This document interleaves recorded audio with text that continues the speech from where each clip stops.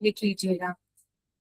ये रिलेशन है, ये आप न्यूमेरिकल में भी आप यूज करेंगे। 1 न्यूटन इक्वल्स टू 10⁵ टाइम।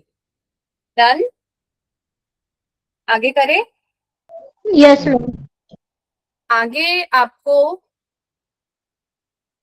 ठीक है, एक और चीज देखिएगा। 1 kg weight equals to SI unit in gravitational unit of force. ठीक है, कई बार न्यूमेरिकल में ये भी मिलेगा, gravitational unit of force. Gravitational unit of force, gravitational unit of force क्या हो जाएगा?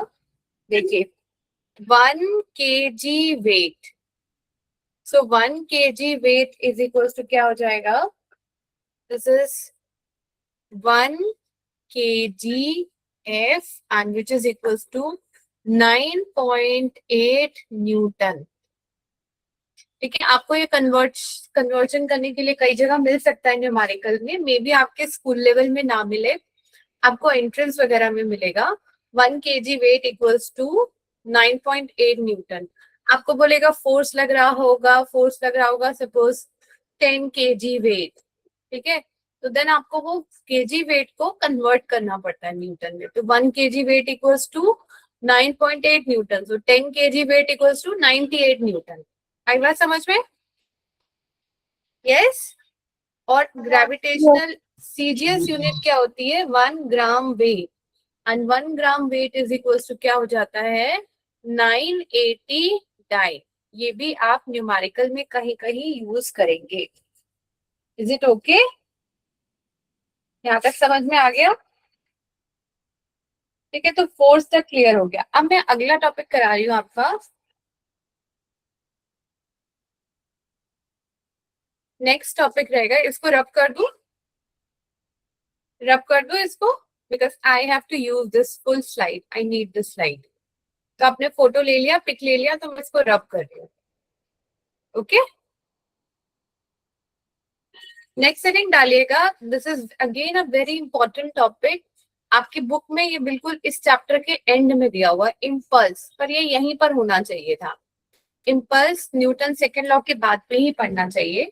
इम्पल्स एक नया टर्म पढ़ रहे हो आप, इम्पल्स। ठीक है, इम्पल्स को हम जे से डिनोट करते हैं, वेक्टर जे। ठीक है, तो इम्पल्स क्या कहता है? What is impulse? It is defined as the large force acting for a short interval of time. Large force acting for short interval of time and large force acting for short duration and produces finite change in momentum and produces finite change in momentum। बात समझ में आई? इसको मैं अभी example से समझाती हूँ। Momentum, ठीक है, एंड इम्पल्स का इक्वल्स टू क्या होता है? इसका फॉर्मूला क्या हो जाएगा? Impulse is the product of force and time. ठीक है, impulse is the product of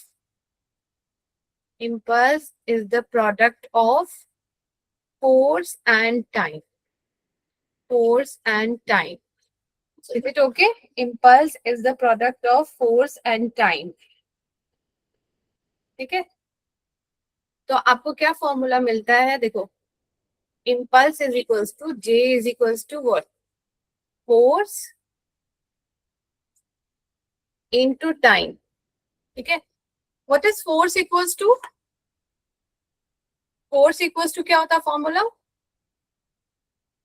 force का एमए भी होता है, एंड फोर्स का हमने क्या पढ़ा था? Rate of change of momentum पढ़ा था। Force is also equals to rate of change of momentum पढ़ा था। Yes ma'am. पढ़ा था यस ना? मैम। सेकेंड लॉ तो यही कह रहा था ना, force is the rate of change of momentum. तो यहाँ पर ये क्या हो जाएगा, ठीक है, हम इसको ऐसा लिख सकते हैं dp बाई t, जो ड्यूरेशन यहाँ पर है वही ड्यूरेशन यहाँ पर भी है, इनटू t, ये t से t cancel, so it is change in momentum, change in momentum. तो आपको क्या फॉर्मूला मिलता है, आपको मिलता है impulse is equals to force into time, force into time, and it is also equals to change in momentum, ठीक है, change in momentum। आई बात समझ में? इम्पल्स का एक फॉर्मूला मिलता है, impulse is equals to change in force into time and it is also equals to change in momentum. Is it okay? आया समझ में? ठीक है, अब हम इसको प्रूफ करते हैं। Yes, ma'am. ठीक है, लेट अस डू द, तो अगर मैं इसका प्रूफ करूं, तो प्रूफ यहीं पे हो ही गया, इसको आगे कर सकते हैं। ठीक है, अगर इसका ग्राफ हम प्लॉट करें, ठीक है, अगर फोर्स और टाइम का ग्राफ अगर प्लॉट करते हैं, एरिया अंडर, ये एक नोट करके लिखना, इस पे न्यूमेरिकल आते हैं, नोट करके लिखोगे area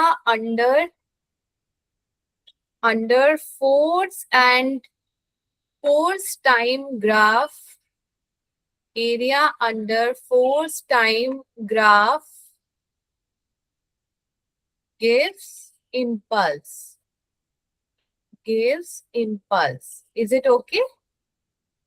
Area under force time graph gives impulse. Is it okay? Impulse की यूनिट क्या हो जाएगी बताओ? What is the SI unit for impulse? देख के बताओ. What is the SI unit of force? Force की SI यूनिट क्या है? न्यूटन। न्यूटन।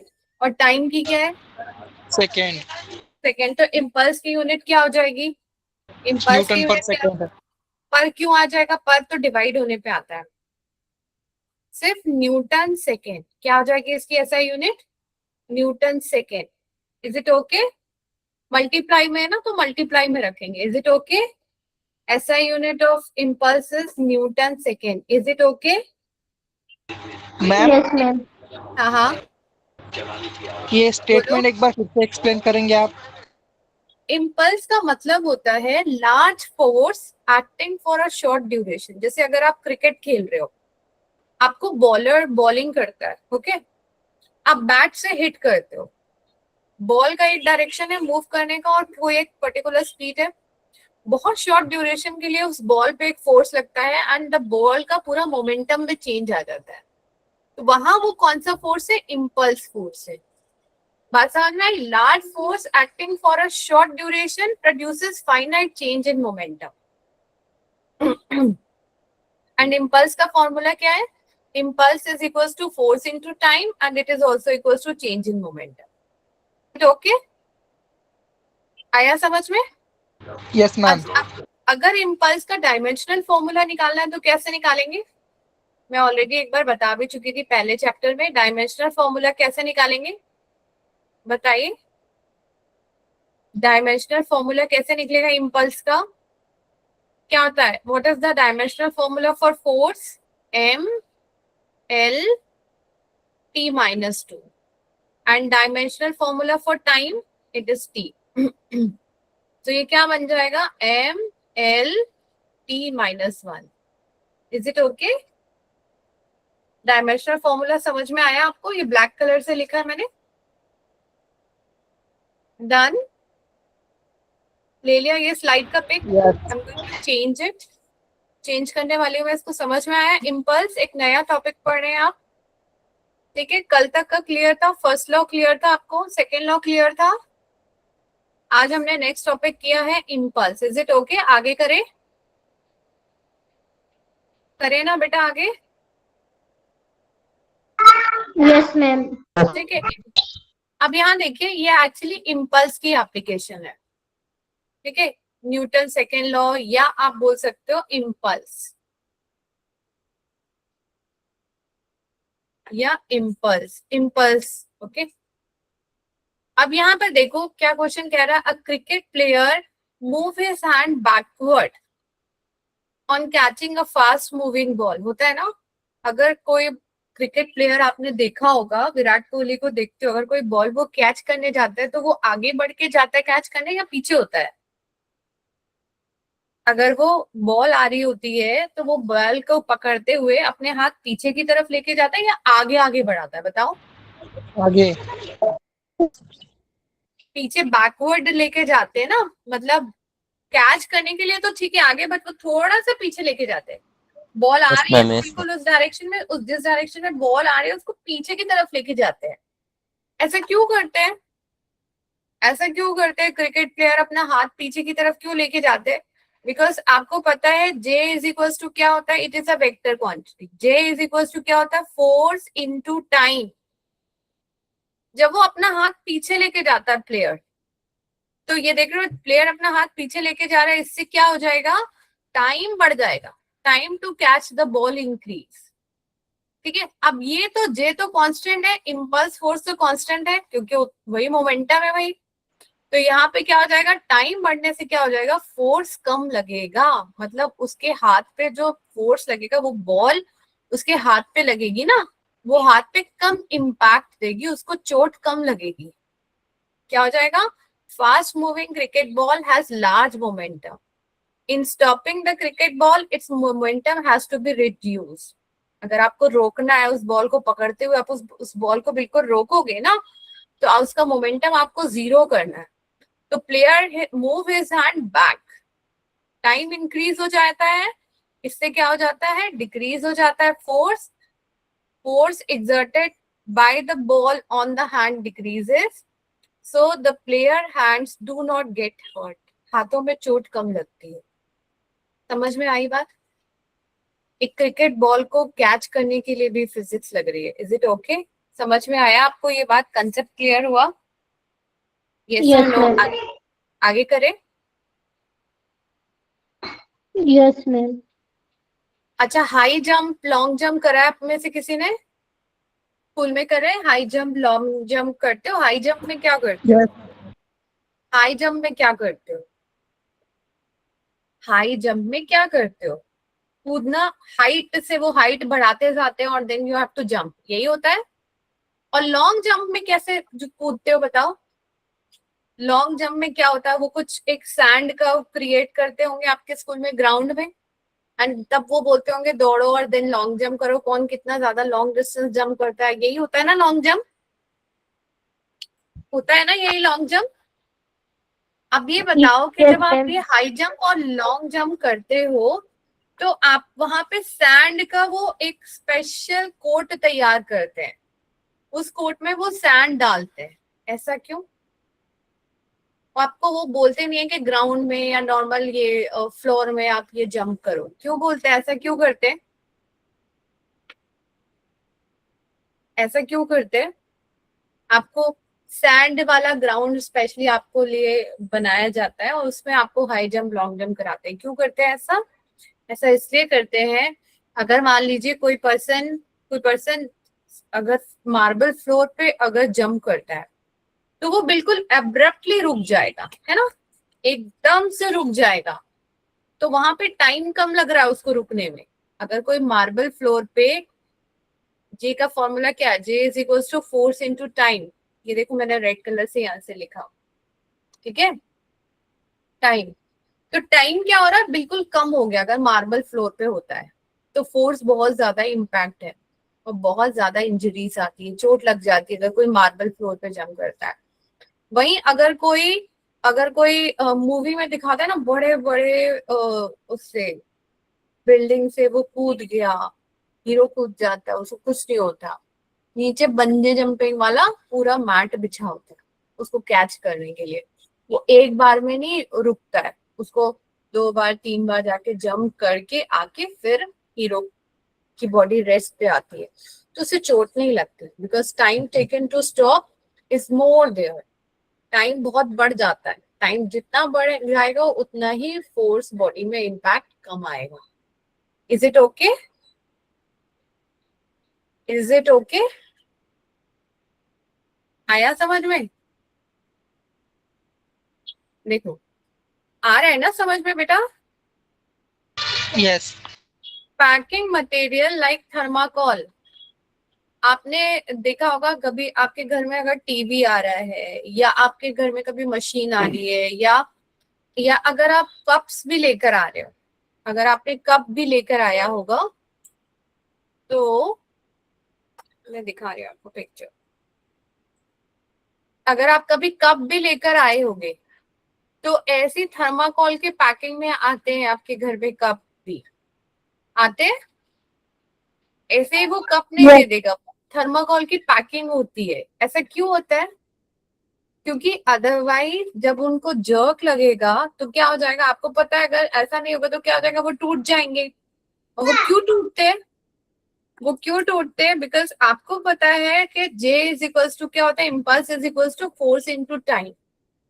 अब चूंकि थर्माकोल की पैकिंग में है तो टाइम बढ़ जाता है, तो फोर्स का इम्पैक्ट बहुत कम हो जाता है और ये कप्स नहीं टूटते, अदरवाइज ये ब्रेक हो जाएंगे। आई बात समझ में? ठीक है, article do not get broken. अच्छा, ये क्या चीज है? ये भी इम्पल्स की एक एप्लीकेशन है। बताइए ये क्या दिखाना चाह रही हूँ मैं इसमें, ये क्या चीज है? बॉयज बताइए, इसको क्या बोलते हैं? ये बाइक में लगी होती है, आपने देखा है ये? Shock. शॉकर लगे होते हैं, ठीक है। शॉकर क्या काम करते हैं? शॉकर क्या काम करते हैं? शॉकर जैसे कभी आप ब्रेक लगा रहे हो सडनली, तो आपको लगता है ना कुछ चीज नीचे दबी फिर ऊपर उठी, या सडनली ब्रेकर आ गया, देन ऑल्सो ये ऊपर नीचे होता है, ठीक है। तो शॉकर क्या करते हैं? शॉक से अब्सॉर्ब करते हैं, ठीक है। इससे क्या हो जाता है, ये देखो, ये बहुत मोटी सी स्प्रिंग है, यही है शॉकर। तो इससे क्या हो गया आपको, अगेन टाइम बढ़ गया, J is equals to force into time, time बढ़ गया, फोर्स का इम्पैक्ट कम हुआ, इससे आपके जो भी व्हीकल है उसमें कम इम्पैक्ट आएगा, ठीक है। अगर आप देखोगे ऐसे बफर्स होते हैं आपकी ट्रेन में या मेट्रो में, आपने देखा होगा, तो ऐसा लगा होता है, जो सामने की तरफ में लगे होते हैं ना, दो इंजन्स को ज्वाइन कर रहे होते हैं, ऐसे लगे होते हैं। कभी देखा है आपने, ऑब्जर्व किया है? ऐसा कुछ बाहर आपका जो इंजन होता है उसके सामने भी ऐसा वाला ऐसा कुछ लगा होता है, ऐसा दिखता है, और दो बोगीज के बीच में Yes. भी ऐसा लगा होता है। तो ये क्या करता है, इसमें भी देखोगे तो ये बहुत मोटी सी स्प्रिंग है, ठीक है। ये भी क्या करती है, ये शॉक एब्जॉर्ब करती है। अदरवाइज जैसे कभी भी ट्रेन कितनी हेवी है, ठीक है, आपके कितने बोगीज होते हैं एक ट्रेन में, 25 बोगी, 30 बोगी, तो जैसे ही वो ब्रेक लगती है तो क्या हो जाएगा, अदरवाइज एक बोगी दूसरे बोगी से जाके कोलाइड कर जाएगी और हो सकता है कि एक्सीडेंट भी हो जाए। बट यहाँ पर क्या लगा हुआ है, शॉकर, दो दो बोगी के बीच में ऐसा ऐसा शॉकर लगा होता है। ये देखो, ये दो बोगी के बीच में ये शॉकर लगा होता है, ठीक है, ज्वाइन करने के लिए। ये कनेक्टेड नीचे से होती हैं और बट इनके बीच में आपस में ये शॉकर है, ये ऐसा, ये ऐसी शेप होती है शॉकर की, एंड ये शॉकर है, ठीक है, ये शॉकर से कनेक्टेड होती है। ऐसा होने से क्या हो जाता है, ये स्प्रिंग है बड़ी मोटी मोटी सी, आप समझो कम से कम 70% ऑफ द रिकॉइल एब्जॉर्ब कर लेती है ये। जब सडनली ट्रेन को अगर रोकोगे तो जो उसमें जर्क आता है तो almost 70% is absorb by this shocker. Impulse का फॉर्मूला होता है फोर्स इनटू टाइम, टाइम बढ़ जाता है, इससे फोर्स का इफेक्ट कम होता है और आपकी बोगीज को कम इम्पैक्ट आता है, कम नुकसान होता है। Okay, let us come to the numerical part, करें आगे। आई होप क्लियर है यहाँ तक। यस और नो, इज इट ओके? अब यहाँ पर देखिए, अ क्रिकेट बॉल ऑफ मास इतना moving with velocity this is brought to rest by a player in this much second. Calculate the impulse and the average force exerted by the player. क्या क्या given है यहाँ पर? What is given here? क्या क्या given है? mass. अरे बोल क्यों नहीं रहे आज, क्या हो गया?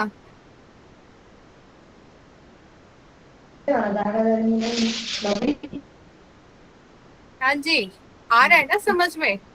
यस और ma'am. Am I at very high speed? ज्यादा स्पीड तो नहीं है? स्पीड तो नहीं है? Are you able yes to ma'am आ रहा अंडरस्टैंड? है। आ रहा है ना? Yes ma'am.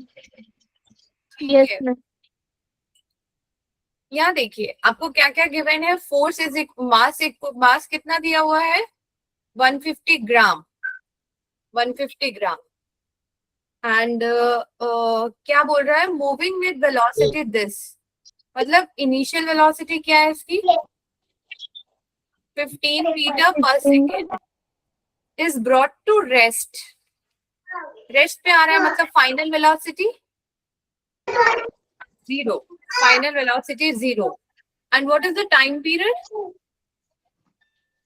टाइम पीरियड क्या दिया हुआ है क्वेश्चन में, बोलो? 0.05 सेकेंड। अब आपको क्या निकालना? You have to find out impulse. Impulse निकालो एंड फोर्स निकालो। ये दो क्वेश्चन आपको दिया हुआ। इम्पल्स फाइंड आउट करो और फोर्स फाइंड आउट करो। करें आगे? करें? Yes ma'am. ठीक है। इम्पल्स का क्या फॉर्मूला अभी मैंने बताया आपको। इम्पल्स इज इक्वल टू क्या होता है? दो फॉर्मूले होते हैं, फोर्स इनटू टाइम और चेंज इन मोमेंटम। यही होता है change in momentum. Momentum momentum का फॉर्मूला क्या है? Final momentum minus initial momentum. Is it okay? Final momentum minus initial momentum. Okay. Momentum को हम पी से डिनोट करते हैं। So P F P I. What is the formula? Momentum का formula क्या होता है? मोमेंटम का फॉर्मूला क्या होता है? क्लास 9 से पढ़ते हुए आ रहे हैं। मोमेंटम का फॉर्मूला क्या होता है? बोलो। मोमेंटम का फॉर्मूला क्या होता है? हमने पढ़ा भी है, इस बार भी पढ़ा है। What is the formula for momentum? कल ही पढ़ा है। क्या पढ़ा था? मोमेंटम का फॉर्मूला क्या होता है? By v. Hmm? Momentum is mass multiply velocity. Multiply mass velocity. Into velocity होता है। ठीक है। मोमेंटम का फॉर्मूला होता है मास इनटू वेलोसिटी। ठीक है। मास इनटू वेलोसिटी होता है। सो दोनों बॉडी का मास तो सेम है and final velocity minus initial velocity. Okay. तो क्या आ जाएगा? J is equals to what? Impulse is equals to क्या है? Mass is this 150, final momentum 0 minus initial momentum. Initial momentum क्या था हमारा? 15 था। ठीक है। तो ये क्या हो जाएगा? इम्पल्स बताइए। Final minus initial. तो ये क्या हो जाएगा? 15 150 इंटू 15 क्या मिलेगा मुझे? माइनस ऑफ 2250 ग्राम मीटर पर सेकेंड। Is it okay? आया समझ में यहाँ तक? यस और नो? इम्पल्स समझ में आया? Yes ma'am. इसमें वो यस फोर्स मैम। भी निकालने को बोल रहे हैं। फोर्स कैसे निकालेंगे? फोर्स कैसे निकालें? अगर मुझे जे पता चल गया तो मैं फोर्स निकाल सकती हूँ। टाइम तो मुझे पता है कि नहीं? बताइए। अगर आपको जे जे पता चल गया है और फोर्स क्या होता है? ठीक है। So this is force into time. तो ये क्या हो जाएगा? J is equal to force into time. क्या हो जाएगा? 2250 इंटू फोर्स। फोर्स इज क्या है? Is equal to force and time कितना है? 0.05। सॉल्व कर लीजिए। आया समझ में? Yes. 2250 divided by 0.05। Is it okay? कर लेंगे? आगे करें? आया समझ में ना? Yes ma'am. अगला क्वेश्चन देखते हैं। While launching a rocket of mass 2 into this, मेरे को पावर लिखने में प्रॉब्लम हो रही थी। 1 2 3 4 क्या? ठीक है। अब फोर्स भी दिया हुआ है, मास भी दिया हुआ है और टाइम ड्यूरेशन भी दे रखा है, कितनी देर तक वो फोर्स लगेगा। ठीक है, वो भी दे रखा है। Calculate the velocity attained by the rocket at the end of 20 seconds. तो आपको मास दिया हुआ है. What is mass equals to? Mass equals to क्या है? 2 इंटू 10⁻⁴ कितने जीरो है? 1 2 3 4 kg. What is the force here? Force is this 5 into 10⁻⁴ 1 2 3 4 5 newton. Time duration दे रखा है हमको, टाइम दे रखा है 20 सेकेंड. ठीक है. Calculate the velocity attend by, और इनिशियल रॉकेट है तो ऑब्वियसली वो चलता हुआ तो नहीं होगा, तो इनिशियल वेलोसिटी इज 0. आपको बोल रहे फाइनल वेलोसिटी निकालना, वो आप निकाल सकते हो. हमेशा पहले गिवन लिख लो और देन यू स्टार्ट थिंकिंग. बताओ निकाल सकते हो या नहीं निकाल सकते हो? कैसे निकलेगा बोलो. यस बताइए कैसे निकलेगा? क्या फॉर्मूला लगेगा बोलो. आप निकाल सकते हैं या नहीं निकाल सकते हैं? यस और नो. आप गर्ल्स, भाग्यश्री कैसे होगा ये वाला न्यूमेरिकल? मास है, फोर्स है, टाइम है, इनिशियल वेलोसिटी है, फाइनल वेलोसिटी निकालने बोला है. कैसे निकाले बोलो बेटा.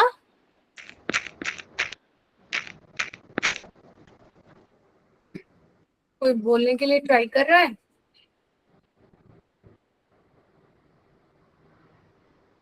आया ये वाला कैसे होगा बोलिए. कुछ बोलो, गलत बोलो, सही बोलो, कुछ भी बोलो पर बोलो. हाँ यस. आर्या कैसे करेंगे ये वाला न्यूमेरिकल? अभिषेक बोलिए. ये सब आए हुए क्वेश्चन है, सीटेट वगैरह में आए हुए क्वेश्चन ही है, PYQ ही है. अभी मैंने सिर्फ 3 PYQ इम्पल्स से लिया. आप बताइए इसको कैसे सॉल्व करेंगे.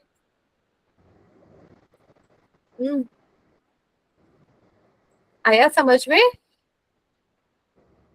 दानेश्वर आपको आया? बताएंगे आप ये वाला न्यूमेरिकल कैसे होगा? अच्छा चलो मैं हिंट देती हूँ. ये इम्पल्स से होगा. इम्पल्स का फॉर्मूला क्या होता है? Impulse is equals to force into time is equals to final momentum minus initial momentum. तो फोर्स क्या है हमारे पास? 5 इंटू 10⁵. टाइम क्या है हमारे पास? 20. फाइनल मोमेंटम क्या है? Mass into final velocity minus mass into initial velocity. Initial velocity is 0, तो ये वाली पूरी की पूरी टर्म 0 हो जाएगी. मास आपको पता है इट इज 2 इंटू 10⁴ और ये v है, तो ये आ जाएगा आपके पास 10⁵ इंटू 20. अब अगर सॉल्व करोगे तो क्या हो जाएगा? v is equals to 5 into 10⁵ into 20 divided by 2 into 10⁴. तो 4 से ये पूरा कैंसिल, ये हो गया 10. सो आंसर इज 500 मीटर पर सेकंड. आया समझ में? Yes ma'am. क्लियर है ना? अभी मैंने सिर्फ 2-3 न्यूमेरिकल कराए.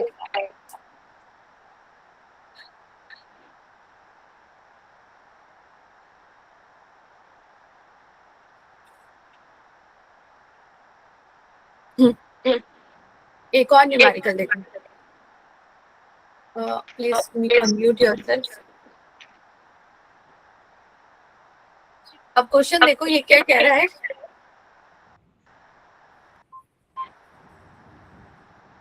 प्लीज म्यूट बेटा. पुष्पा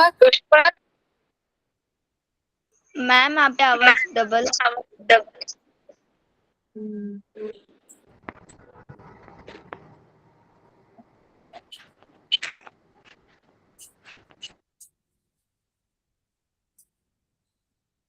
अब ठीक है मेरी आवाज? yes वो पुष्पक का वो म्यूट वाला बटन ऑन था तो उससे वो रिपीट हो रहा था। ओके चलिए यहाँ देखिए, आपको ग्राफ दिया हुआ है, फोर्स टाइम ग्राफ आपको दिया हुआ है। अब क्वेश्चन में पूछ रहा है find impulse delivered by the ball. अभी मैंने बताया था अगर फोर्स और टाइम का ग्राफ हो तो व्हाट इज इम्पल्स? इम्पल्स क्या होता है बोलो? What is impulse? अगर फोर्स टाइम ग्राफ है तो इम्पल्स क्या होता है? Area under the curve. So it is area under this triangle. What is the area of the triangle? इस ट्रायंगल का एरिया कितना हो जाएगा पहले फर्स्ट पार्ट के लिए बताइए? एरिया ऑफ ट्रायंगल क्या हो जाएगा यहाँ पर? हाफ बेस इंटू एल्टीट्यूड पढ़ा है हमने क्लास 9th में 8th में पढ़ा है ना। इम्पल्स यहाँ पर क्या हो जाएगा? Base into altitude. तो half base into altitude height. अब जरा मुझे इस ट्रायंगल का बेस बताइए कौन सा है? बेस कितना है इसका? बेस कितना है इसका ट्रायंगल का? ये 1 एंड 2.5 है, ये 1 है, तो बेस कितना हो गया? 1.5. वेरी गुड, 1.5 हो गया। तो बेस क्या हो गया? 1.5। हाइट क्या हो जाएगी इसकी? हाइट क्या हो जाएगी? Look at this figure, figure देख के बताइए हाइट कितनी हो जाएगी इसकी? 1800 हो जाएगी, 18,000। आया समझ में? तो ये हो जाएगी 18,000। सॉल्व कर लीजिए, इम्पल्स आ जाएगा। अब अगर आपको इम्पल्स पता है, सेकेंड पार्ट में देखिए, आपको इम्पल्स पता है तो आप फोर्स बता सकते हैं। What is the formula? Impulse और फोर्स में क्या रिलेशन है बताइए? क्या रिलेशन था? इम्पल्स इज इक्वल्स टू क्या था? Force into time. आप ये सॉल्व करके आपको इम्पल्स मिल जाएगा। ठीक है, आप इसको सॉल्व कर लीजिए तो ये क्या हो जाएगा? 9000। सॉल्व कर लीजिए, विल गेट सम आंसर, कुछ आंसर आ जाएगा आपका। मल्टीप्लाई करेंगे तब 3 0 आ जाएंगे। 9 5 45 एंड 4 कैरी है ना। तो 1 3 5 फिर 3 0 1 0 से ये पॉइंट हट गया। ठीक है, तो ये इम्पल्स हो गया हमारा। और इम्पल्स की यूनिट क्या होती है? Newton second. अब आपके पास इम्पल्स आ गया है, ठीक है, इम्पल्स आ गया है और आपको फोर्स निकालना है। निकाल सकते हैं? फोर्स इज इक्वल टू क्या होता है? Impulse upon time. तो इम्पल्स हमारा वही है 13500 और टाइम ड्यूरेशन क्या है? कितने टाइम में ये लग रहा है? 2.5 पे एंड हो रहा है, 1 से स्टार्ट हो रहा है, सो इट इज 1.5। सो इसको डिवाइड कर दीजिए। आया समझ में? थर्ड में बताइए मैक्सिमम फोर्स कितना लग रहा है? ग्राफ से देख के बताइए मैक्सिमम फोर्स कितना लग रहा है यहाँ पर? 18,000। तो आपको बस ग्राफ से देख के बताना है। तो ये इम्पल्स का एक न्यूमेरिकल है। समझ में आया? Is it okay? आया? क्लियर हुआ? इम्पल्स टॉपिक क्लियर हुआ बच्चों? आगे करें। न्यूटन फर्स्ट लॉ किया था कल, फिर सेकेंड लॉ किया था कल, एप्लीकेशन किया था, देन हमने उसके बाद आज इम्पल्स किया, इम्पल्स की एप्लीकेशन करी। अब हम अगला टॉपिक कर रहे हैं third law. What is Newton's third law? Newton's third law क्या कहता है? To every action there is an equal and opposite reaction. ठीक है, action to every action there is always. अब किसका माइक ऑन है?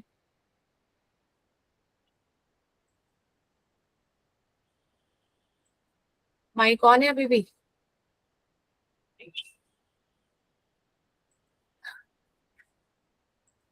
क्या कहता है थर्ड लॉ? कहता है to every action there is equal and opposite reaction. ठीक है, अब इंपॉर्टेंट पॉइंट है ये वाला, action and reaction are forces. अगर एक्शन है तो रिएक्शन भी होगा, they are always in pair. किसी एक बॉडी पे एक्शन लग रहा होगा, दूसरे पे रिएक्शन लगेगा। Action and reaction do not act on the same body. अगर आप इसमें देखोगे, ठीक है, अगर यहाँ पर देखोगे तो इसमें मुझे बताओ कौन एक्शन लगा रहा है, कौन रिएक्शन लगा रहा है। ये वॉल है, वॉल पे एक बॉल आ रही है, तो बॉल क्या लगा रही है वॉल पे? एक्शन। बॉल क्या लगा रही है? एक्शन। ठीक है, ये बॉल की तरफ से जो लग रहा है वॉल के ऊपर, ये एक्शन है। और बॉल जो वापस रिबाउंस होगी, क्यों होगी? Because of the reaction force. तो एक्शन किसके ऊपर लग रहा है? एक्शन वॉल के ऊपर लग रहा है। रिएक्शन फोर्स किस पे लग रहा है? बॉल पे लग रहा है। Is it okay? ये बात समझ में आई? मतलब Yes. एक्शन, ये बहुत इंपॉर्टेंट पॉइंट है, इसमें बड़े सारे असर्शन रीजन आ जाते हैं। असर्शन रीजन पता है ना, जो आपको ऑप्शन में बताना होता है कौन सा ऑप्शन सही है या गलत है। एमसीक्यू आ जाएगा, इस पे आपको ट्रू फॉल्स भी आ सकता है। तो क्या कहता है? एक्शन एंड रिएक्शन पेयर में होता है हमेशा। Action and reaction do not act on the same body. अभी देखा ना, एक बॉडी पे एक्शन लग रहा था, दूसरे पे रिएक्शन, दूसरे को रिएक्शन मिल रहा था।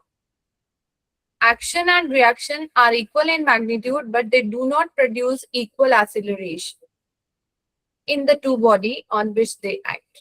हो सकता है एक ज्यादा लगाए, एक कम लगाए।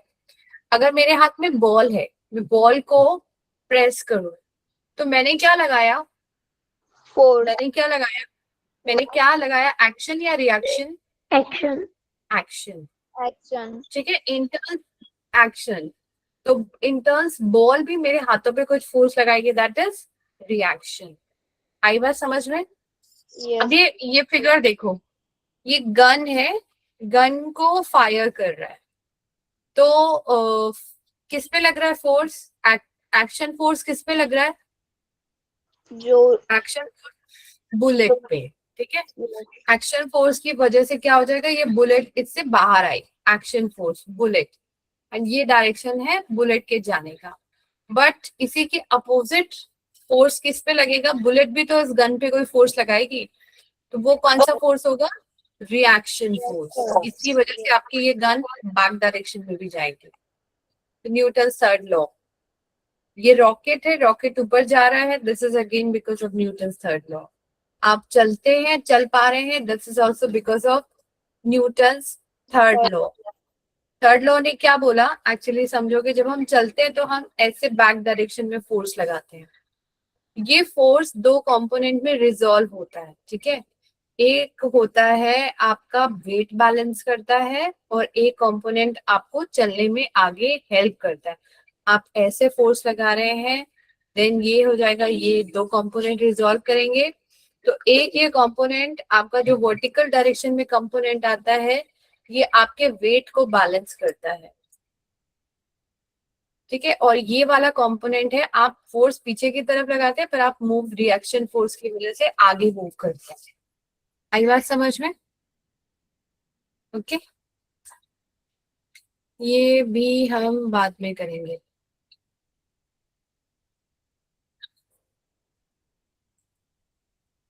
आई होप इतना क्लियर था आपको? Yes, ma'am. इतना क्लियर था आप सबको? ठीक है, एक थोड़ा सा टॉपिक और करेंगे अभी। न्यूटन थर्ड लॉ आपको समझ में आया, इम्पल्स समझ में आया, इम्पल्स के न्यूमेरिकल भी समझ में आए। ओके, अब देखिए, ये थोड़ा सा करते हैं, conservation of momentum, law of conservation of momentum. कौन कौन सी चीज कंजर्व होती है नेचर में? अभी तक आपने क्या क्या सीखा है? What are the things which are conserved? Conserve का मतलब क्या होता है, पहले तो ये बताओ। Neither created not destroy. तो कौन कौन सी ऐसी चीज है जिसे बनाया नहीं जा सकता, ना क्रिएट कर सकते हो ना डिस्ट्रॉय कर सकते हो, वो कंजर्व है, जितनी है उतनी ही है। तो वो कौन कौन सी चीज है बताइए? Energy. Energy. Energy is conserved, energy neither created not destroy. Very good. इसके अलावा सेकेंड क्वांटिटी और पढ़ी होगी केमिस्ट्री में, बताइए और क्या पढ़ा है हमने? बताइए। मास कंजर्व नहीं होता, mass is not conserve, charge is conserved. याद करो, आप जब इक्वेशन भी बनाते थे केमिस्ट्री में, तो आप इक्वेशंस को बैलेंस करते हो। अगर ये सोडियम क्लोराइड है NaCl है, इसको भी अगर आप ब्रेक करते हो तो ये कैसे ब्रेक होता है, Na plus plus Cl minus, तो टोटल चार्ज कांस्टेंट है. Yes, ma'am. Is it okay? तो अभी तक आपको पता थी, दो चीजें पता थी, एनर्जी कंजर्व्ड है और दूसरी चीज कंजर्व्ड है चार्ज. आज आप देखोगे एक और third physical quantity which is conserved. It is कौन सी चीज एक और तीसरी कंजर्व है? मोमेंटम. ठीक है, मोमेंटम कंजर्व है. और क्या कहता है मोमेंटम कंजर्व है? तो अगर कोई एक्सटर्नल फोर्स नहीं लग रहा है सिस्टम पे, when no external force acts on a system, the total momentum of the system remains constant. दोनों शब्द बोलो, दोनों शब्द बोलो. नहीं म्हणतो बाई. हाँ.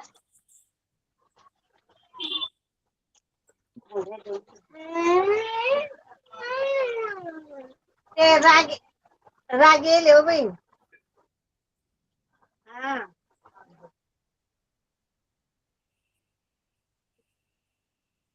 आया समझ में? Is क्या it मैम? okay? हाँ जी. When no external force act on a system, the total momentum of the system remains constant. Okay? अगर आप कोई बाहरी कोई फोर्स नहीं लगा रहे हैं तो टोटल मोमेंटम कांस्टेंट रहेगा. मतलब total initial momentum is equal to total final momentum. ये समीशन का साइन है. समीशन मतलब total. Total initial is equal to total final. Is it okay? यहाँ तक आ गया समझ में? Yes, ma'am. हमने क्या कंसिडर किया? हमने दो बॉडी कंसिडर करी. Consider two bodies. हमने एक बॉडी को माना ये रेड कलर की बॉडी है और इसका मास हम मान लेते हैं m1. इसकी इनिशियल वेलोसिटी मान लेते हैं u1. फाइनल वेलोसिटी है v1. और दूसरी बॉडी हम मान लेते हैं सेकेंड बॉडी. इसका मास m2. इसकी initial velocity u2. Final velocity v2. Okay, हमने क्या बोला? इनिशियल वेलोसिटी दोनों की u1 u2, final velocities v1 v2. Okay, तो what is the force applied by a on b? इस बॉडी का नाम हमने बोला a और इसको बोल रहे हैं हम b. ठीक है, जब ये टकराती है एक दूसरे से तो जो फोर्स a b पे लगाएगी तो उसको हम बोल रहे हैं FAB. और जो फोर्स बॉडी b a पे लगाएगी उसको हम बोल रहे हैं FBA. Is it okay? जब टकराएंगे तो दोनों, जैसे कार की अगर दो कोलाइड भी कर रही हैं तो एक बॉडी दूसरे पे भी फोर्स लगा रही है और दूसरी भी पहले पे लगा रही है. ए बी पे भी लगाएगी, बी ए पे भी लगाएगी. Is it okay? Yes, ma'am. ठीक है. Yes, ma'am. तो अकॉर्डिंग टू थर्ड लॉ क्या हो जाता है? न्यूटन थर्ड लॉ क्या कहता है? To every action equal and opposite reaction. So FAB is equals to minus of FBA. Is it okay? FAB is equals to minus of FBA. Okay? अब हम क्या कर रहे हैं? दोनों साइड हमने टाइम से मल्टीप्लाई कर दिया. दोनों साइड मैंने क्या किया? कुछ बोल रहे हो क्या बेटा? दोनों साइड नेक्स्ट स्टेप में हम क्या करेंगे? FAB और माइनस ऑफ FBA है. दोनों साइड मैंने टाइम से मल्टीप्लाई कर दिया. कर सकते हैं ऐसे? What is force into time? अभी अभी पढ़ा, बताओ. फोर्स इनटू टाइम क्या होता है? अभी बताओ. Opposite A on opposite B. तुम कुछ और पढ़ रही हो क्या? Sorry, है? मैम. आप कोई और सब्जेक्ट पढ़ रहे हैं बेटा? किसी और से बात कर रहे हैं? नहीं मैम, मैं आपसे ही बात कर रही थी. आपने कहा ना कि फोर्स A for FAB, हाँ बोलो बोलो. तो मैं वही कह रही थी. हाँ हाँ बताओ क्या होता है? फोर्स इनटू टाइम क्या होता है? फोर्स इनटू टाइम का फॉर्मूला क्या होता है? अभी अभी पढ़ा था. इम्पल्स होता है.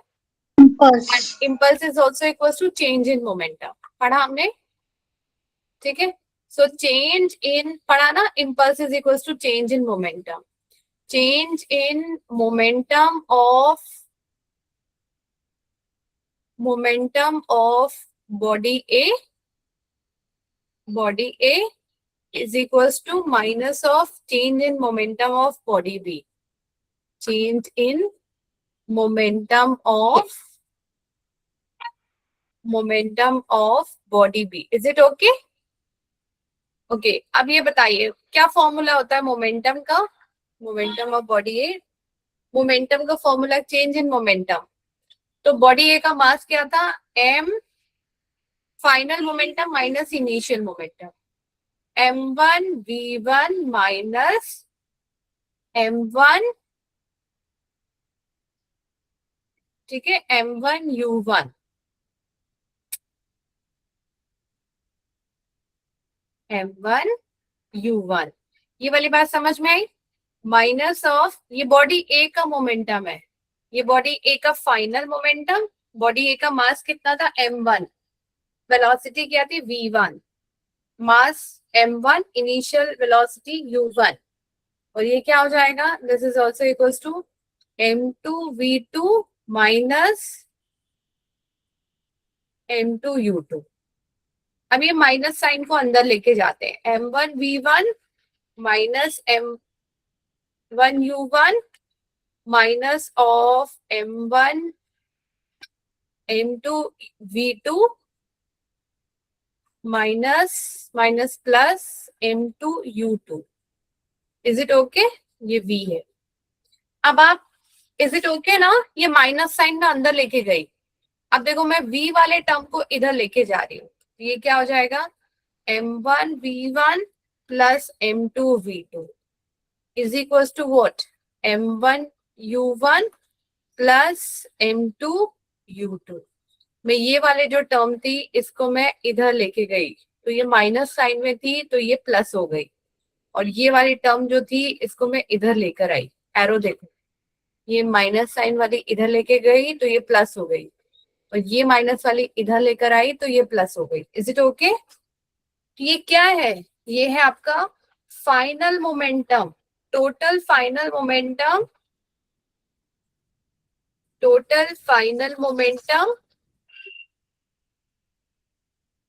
is equals to total initial momentum. आया समझ में?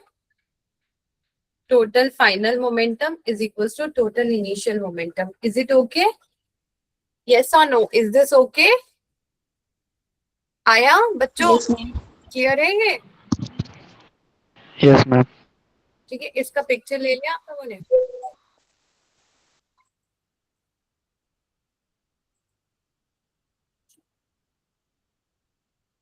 तो ये मिला मुझे, मल्टीप्लाई किया, फिर मैंने साइड चेंज किया. Therefore total initial momentum equals to total final momentum. Hence momentum is conserve.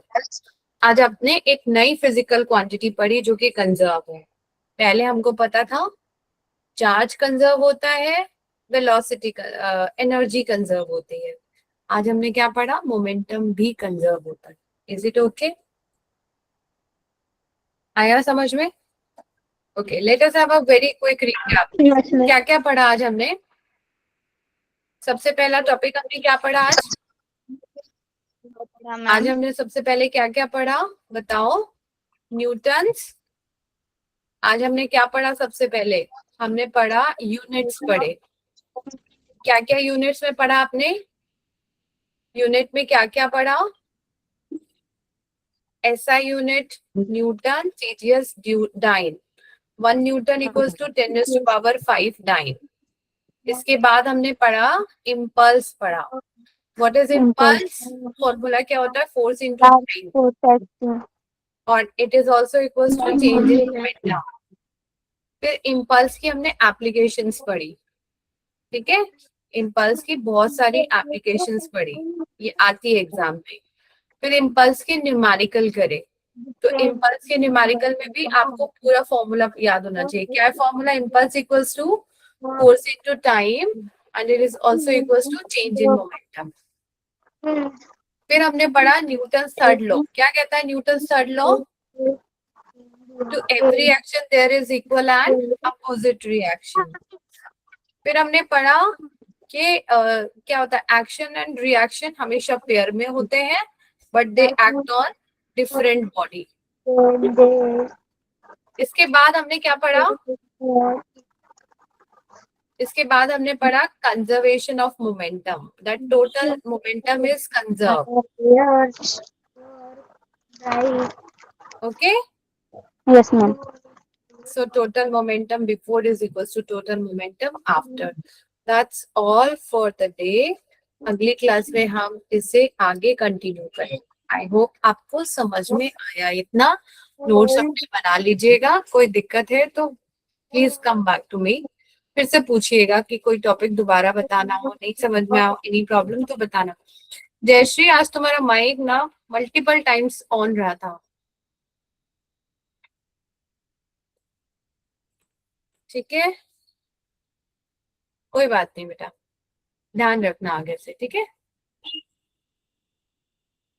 Good night बेटा. Shall I end this class? Yes, ma'am. Okay. ma'am. Okay.